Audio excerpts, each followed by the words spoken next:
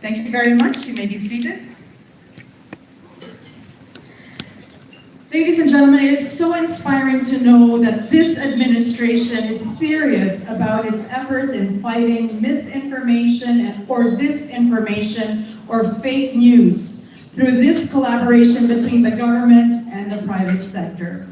As said so by the President in his speech at the 14th edition of the International Conference of Information Commissioners last June, I quote, "As part of our efforts, we will undertake a media and information literacy campaign, which shall be digital, multimedia, and youth-oriented. To that, this is the response to the President's call and its measures against fake news." And to brief us about the campaign, may we call on the Presidential Communications Office Undersecretary for Digital Media Services, Yusek Emerald Ridal.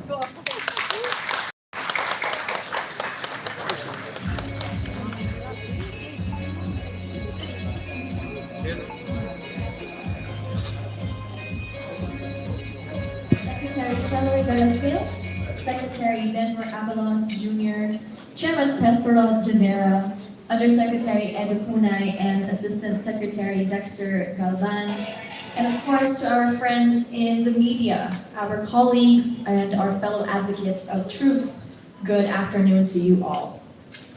In this age where information transcends borders in a matter of seconds and where perceptions are shaped by the click of a button, our society stands at a crossroads. The currency of truth is often devalued by the convenience of carelessness. We must return to our people the sense of responsibility as consumers of information. It is with this very mission in mind that I stand before you today with great excitement as we formally ink the collaboration between government agencies for the Media and Information Literacy Campaign. We are here today as representatives from the PCO, from the DepEd, from SHED, DILG, and DSWD. All of us have come together here today to champion this common cause. And we are honored to also be joined by leaders from the digital sector, our partners in Google, Meta, TikTok, and X, who recognize the gravity of the challenges we face in upholding the truth in this digital age. The administration, in its commitment to combat misinformation and disinformation, already has mechanisms in place to hold the peddlers of fake news accountable.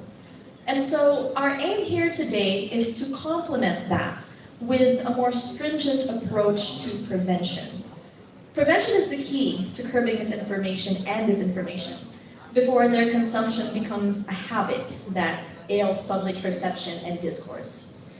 Through education, we can empower individuals to think critically, to discern between reliable and dubious sources, and to engage thoughtfully with the content that they encounter. Beyond that, this campaign aims to nurture a culture of critical thinking, curiosity, and responsible engagement. By working hand in hand with educational institutions, government bodies, and our private sector partners, we aim to equip every citizen, starting with the youth, with the skills needed to navigate the complex web of media and information. And as we embark on this journey together, I urge each and every one of you here to recognize the power you hold in shaping this narrative. Whether you are a teacher who educates the leaders of tomorrow, or a policymaker who crafts the environment in which we operate, or perhaps you are a technologist who shapes the digital space that we inhabit, or simply an individual seeking knowledge, you are all integral parts of this movement. Let us approach this campaign with a collective sense of responsibility. and enthusiasm. Let us commit ourselves to the cause of media literacy. And let us lay the foundation for a society that is resilient against the tides of misinformation and disinformation, one that thrives on the principles of truth, understanding, and well-informed decision-making. Thank you all for your unwavering support to this campaign. I am very pleased to welcome you all today. Thank you.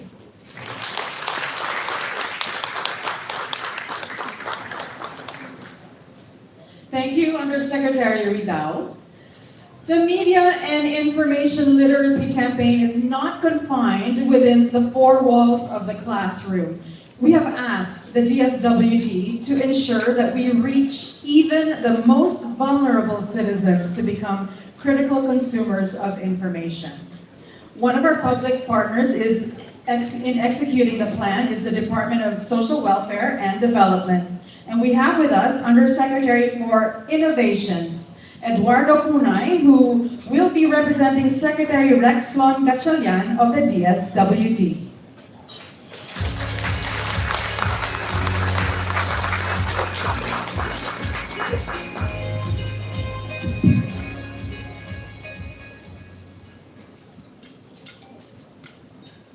Thank you. Secretary Chelwe Garapil of PCO and other officials of PCO, Chairman Pokoy Dinera, sir, Assistant Secretary Sir Dex. Other guests, ladies and gentlemen, a pleasant afternoon to you all. First and foremost, on behalf of Secretary Rex Gatchalian and the entire DSWD, we thank President Bongbong Marcos and the PCO for allowing us to participate in this media information literacy campaign that demonstrates the importance of collaboration to fight disinformation and misinformation. For someone who's worked in the media industry for 20 years before joining the government, I know the necessity for a war on fake news and how this battle needs a whole-of-nation approach to be won. In the SWD, I witnessed firsthand how the poor and the vulnerable sector fell prey to fake news. Last January, hundreds of senior citizens flocked to our offices for a supposed payout on social pension grant that apparently was not scheduled. Turned out that sources were a Facebook post from a fake DSWD account and an SMS text message that blasted across a nearby barangay. This showed how misinformation could impact on the psyche of our poor beneficiaries, how it gave them false hope and caused frustration, not to mention the disruption in our day-to-day operations and the amount of grievances we received in the department. Sadly, such incident happened several times over the past year. And so our experience in the SWD just proved the need to come up with a more effective way to combat fake news. And we are ready to take on the challenge and take part in this MIL campaign. In fact, the DSWD, upon the directive of Secretary Rex, already took steps to ensure that our beneficiaries, including our 22 million Filipino individuals belonging to the 4Ps program, the 4 million senior citizens of our social pension program, as well as our out-school youth beneficiaries in our Unlad Kabataan program, are all well aware and literate when it comes to credibility of information pertaining to our programs. We are making sure they rely only on credible sources, such as our websites and official social media accounts, and credible news outfits and other channels, such as our monthly face-to-face community interaction with our 4Ps beneficiaries. Today, we in the DSWD also commit to take further steps in promoting the Marcos administration's MIL campaign. Having witnessed the evils of fake news, we need to stand together and carry the torch of truth that will guide us as a nation into the path of a better tomorrow. Sa amin po sa DSWD, bawat buhay ay mahalaga patungo sa isang bagong Pilipinas. Magandang hapon po.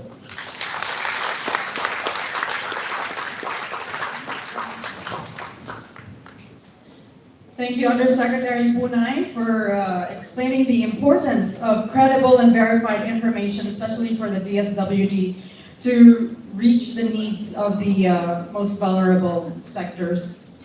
And now, in a very interesting survey published by Pulse Asia, it says that 43% of college graduates find it difficult to spot fake news. Hopefully, Hopefully, we reduce this number through media and information literacy campaign together with the Commission on Higher Education. Let's give a round of applause to the Chairperson, Dr. Prospero de Vera III.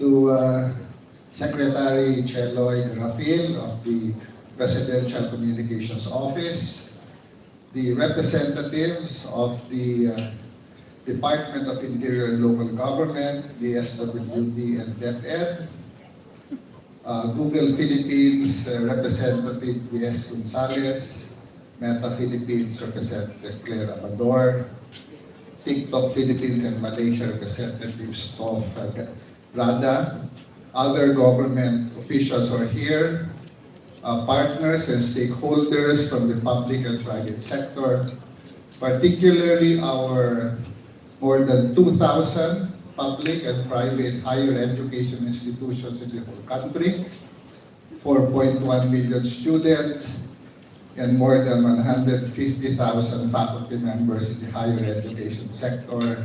Magandang umaga po sa inyong lahat.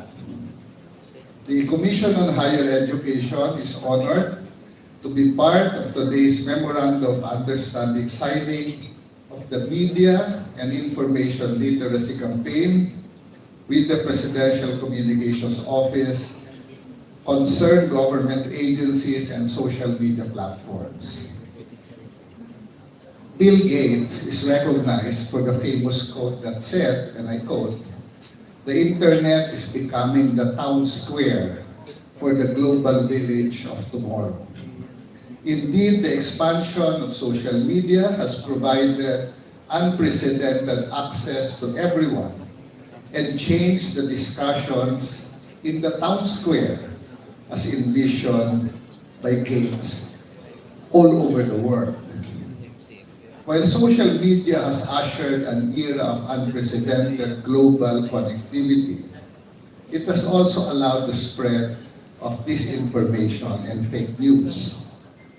This information is largely propagated by people to distort public opinion or push their particular agenda. This is the reason why President Ferdinand Marcos Jr. himself said during the International Conference of Information Commissioners at the Philippine International Convention Center last June that fake news should have no place in modern society. In an age where information flows at the speed of light and a single tweet can spark worldwide reactions, the need for accurate and reliable information has never been greater. The rise of fake news and disinformation poses a significant threat not just to individuals, but to the very fabric of societies. Ang patuloy na paglaganap ng huwad ng mga balita at impormasyon, lalong-lalo na sa social media, ay hindi dapat payagan. Kadalasan, dahil sa fake news, ang mga mabubuting intensyon at inisyatibo ng ating kasalukuyang administrasyon at iba pang ahensya ng pamahalaan ay nababahiran at nadudugisan tulad ng sinabi ng ating tagapagsalita ng DSWD earlier. Minsan, ang napiperwisyo pa ay yung mga taong hindi dapat maperwisyo. Media and information literacy is therefore very crucial in this digital age, given the proliferation of disinformation and the need for individuals to be able to critically evaluate information. In the education sector, media and information literacy is an essential component of students and teachers' learning that fosters equitable access to knowledge, which in turn opens up opportunity. It is also a powerful voice for students to express feelings and thoughts. Our students are digital natives who are well equipped to engage in a digital society. But to engage in a digital society, we need to empower them in the use of proper tools to inquire, understand, communicate, and think critically. And therefore, we in CHED recognize the importance of MIL, and we have been pushing for this for some time now. The best way to combat disinformation and fake news remains, of course, a topic that is hotly debated. But I think we all agree that addressing the spread of disinformation among young people in Philippine higher education is a complex issue that requires partnerships among different stakeholders. No single sector can solve the problem. That is why we are thankful to the social media companies who are here for accepting the challenge to team up with us against fake news. Google, Facebook, and TikTok can play a significant role in curbing this issue by providing algorithms, enhancing content moderation, launching educational campaigns, partnering with our higher education institutions, promoting fact-checking, enhancing user transparency, strengthening community guidelines, and collaborating across platforms. These strategies can help reduce the visibility of unverified or misleading content, improve content moderation, and encourage responsible content consumption and sharing. We in the Commission will do our best to undertake the tasks mandated to us in the Memorandum of Understanding. As technology evolves, I of course hope that advanced algorithms can assist in flagging potential misinformation without infringing on the freedom of speech of our students in the education sector. Ang hakbang para mawakasan ang pagkalat ng fake news ay isang malaking pader na kailangan nating malagpasan. At gaya ng palaging sinasabi ng ating mahal na Pangulo, sa pagkakaisa, kayang lutasin ang lahat ng problema na ating hinaharap. I believe we can do the impossible possible through unity and trust in each other. But most importantly, the success of this initiative will largely depend on all of us to adapt, to evolve, and to collaborate. Ang paglaban sa fake news ay obligasyon in the end ng bawat Pilipino. Maraming salamat at mabuhay tayong lahat.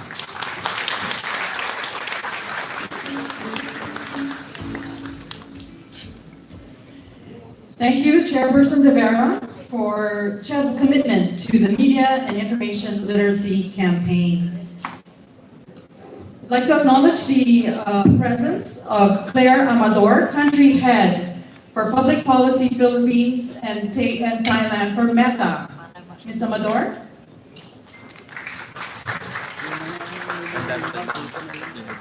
Now, delivering the message to more than 28 million learners, out of school youth, and the most vulnerable sectors is a huge task.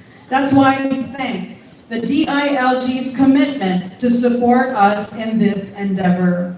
Let's give a round of applause to the DILG Secretary, Attorney Benjamin Abalos Jr.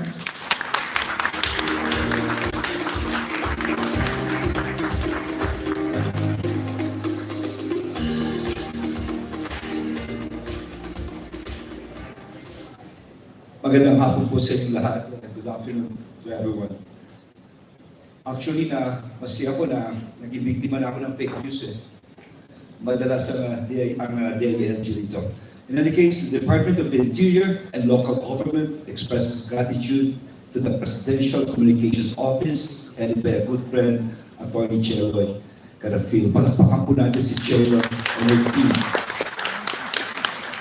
Of course, I would also like to greet my fellow cabinet members, my fellow workers in government, and those from Facebook, from Google, from Twitter, from Meta, from TikTok, and the NGOs, ladies and gentlemen. I stand on my ground that sound government decisions, especially in terms of local governance, can only be made if decisions are based on accurate data and information. There is indeed a proliferation of fake accounts all over, and the data of the Philippine National Police will prove this. One of the fast-rising crimes today are cyber crimes. And really, I was surprised by this, that we really have to focus on this area alone. We have to hire experts on this level, technical. Of course, a report of Pulse Asia, October 2022, says that an overwhelming majority of the country's adult population, 90%, have heard, read, or watched fake political news. That is 90%. Internet or social media, 68%, and television, 67%, are the leading sources of fake news about government and politics. Most often than not, spreaders of fake information are more loud and more aggressive. They will try to manipulate public opinion to favor the interests of a particular group or sector. And for a country like our country, the Philippines, which source of information usually come from the web, this is something we must take caution. What is also concerning is that 76 million Filipinos out of 107.3 have access to the internet. 97% of these netizens access Facebook, while 54% use Twitter, about 96% watch videos on YouTube, and 64% post photos on Instagram.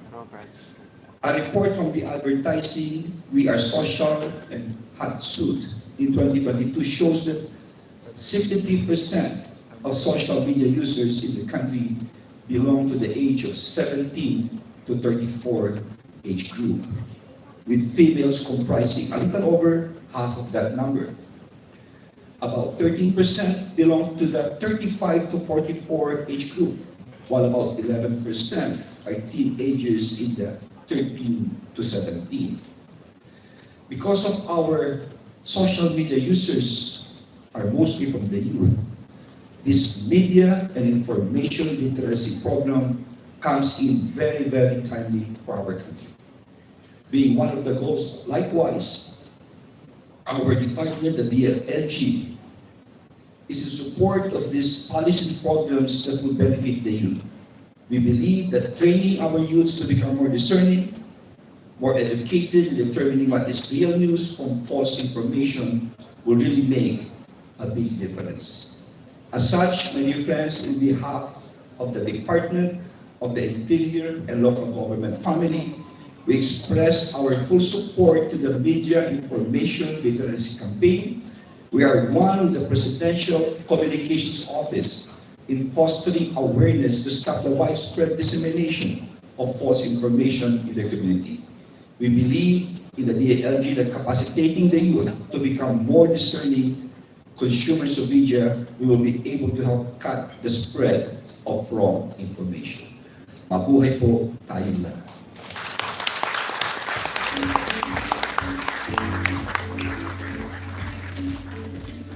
Thank you, Secretary Abalos. And thank you to our partners for your commitment to fighting fake news in the Philippines.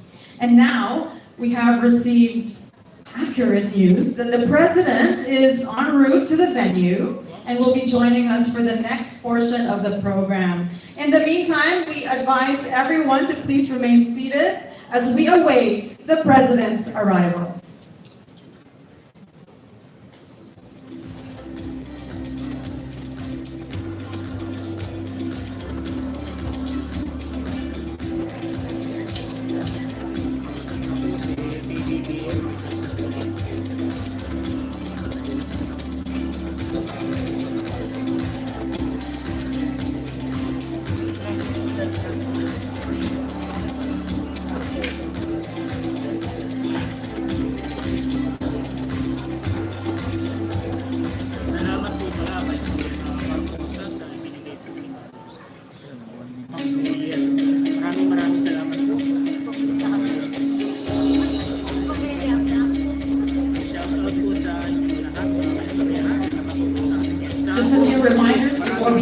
program. Please turn off your cellular phones or keep them on silent mode. Please refrain from roaming around, especially when the President has arrived. And we observe no flash photography. Posting of photos or videos of the event on social media while the event is ongoing is strictly prohibited. And all participants are requested to stay in their respective seats when the President arrives or until he has left the venue. Thank you.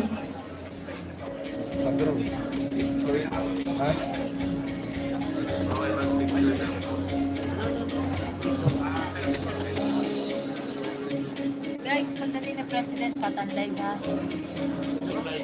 Cut on live pagdating ng President. Mag-start na. Ito pati si President. Ha? Video record nyo, Recording pero walang lang. live. Walang live record. So, mag-out po muna tayo mga minamalating kababayan. So, stop muna yung live natin ngayon. No? Darating na po ang ating mahal na Pangulong Bongbong Marcos. Again, thank you so much po sa lahat ng viewers at sa mga pumasok sa ating bulletin channel. Please subscribe, like, and support Romeo Talk TV. And also FB page, Romeo Talk TV. Maraming salamat po. Hanggang sa muli, mabuhay ang Pilipino, mabuhay ang Pilipinas. God bless us all. God bless Philippines. Thank you so much. Live na kayo, pero